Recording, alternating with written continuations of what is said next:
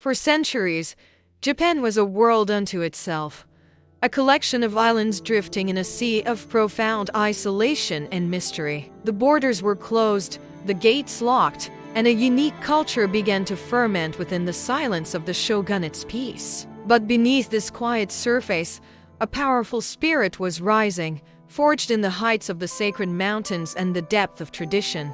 Golden rays of the sun pierced through heavy storm clouds, illuminating the landscape with a celestial glow that feels both ancient and divine. At the heart of this world stood the samurai. More than just warriors, they were the living embodiment of a rigid moral code. Honor, courage, and duty were woven into their very existence, as delicate and fleeting as the falling cherry blossoms in the wind. Japan's history is a cycle of rise and fall, of destruction and spectacular rebirth, constantly moving between the ancient and the modern. Through fast-paced transitions, we see the evolution of a nation that never loses its soul, even as the world around it changes forever. The geography of the islands shaped their destiny. Rugged mountains and deep valleys created a natural fortress against outside influence. This isolation allowed a unique societal structure to flourish, one based on absolute loyalty and a deep connection to the land itself. But the land was also harsh. Storms and fire tested the resolve of the people,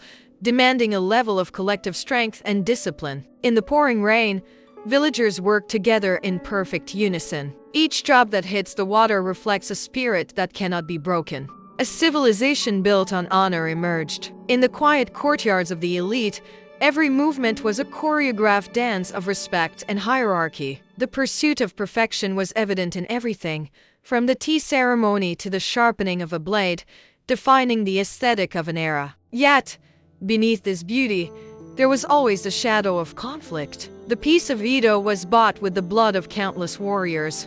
Burning castles and the cries of battle were the backdrop to the samurai's life, a reminder that honor often ended in sacrifice. The shogun sat at the pinnacle of this power. From the depths of Edo Castle, he ruled with an iron fist and absolute authority. His presence was an overwhelming force, a stabilizing weight that kept the warring lords in check for over 200 years. Bushido was the soul of the nation. It was taught to the young, ensuring that loyalty to the lord was placed above life itself. Every strike, every breath, was a preparation for the moment when honor would be tested by the edge of a blade. But before the peace of Edo, there was the chaos of the Sengoku period, a time of warring states where the land bled red.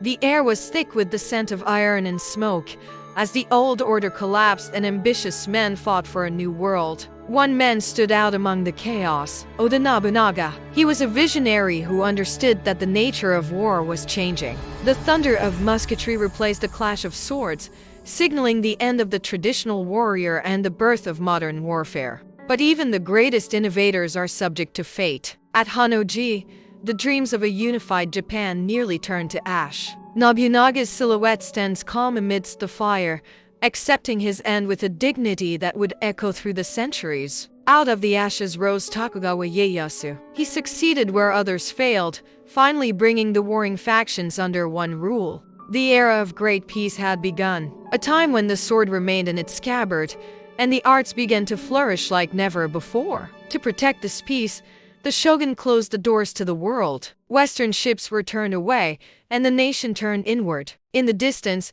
the sails of a European galleon fade into the horizon, leaving Japan in its chosen state of total isolation. This was the golden age of Edo culture. The markets were alive with color, art, and the vibrant energy of the common people. Literature, theater, and painting reached new heights of sophistication, reflecting a world that was content within its own borders. But while Japan remained still, the rest of the world was transforming. The smoke of industry was beginning to rise in the West. The contrast was stark. A world of ancient tradition stood face to face with a world of rapid mechanical progress and global expansion. Even as modernization loomed, the core values of Japanese society remained. Discipline, respect, and order were passed down through generations. These roots would provide the foundation for the rapid change that was soon to come, ensuring the nation's identity remained intact. In the midst of the collective, there was a profound sense of solitude. The individual was always balanced against the weight of the whole. This tension between harmony and loneliness became a defining characteristic of the Japanese soul as it prepared for the future. Then, the silence was shattered. In 1853, the black ships of Commodore Perry arrived, signaling the end of Japan's long sleep. The isolation was over, the gates were forced open, and the spirit of the samurai was about to be thrust into the light of a new world.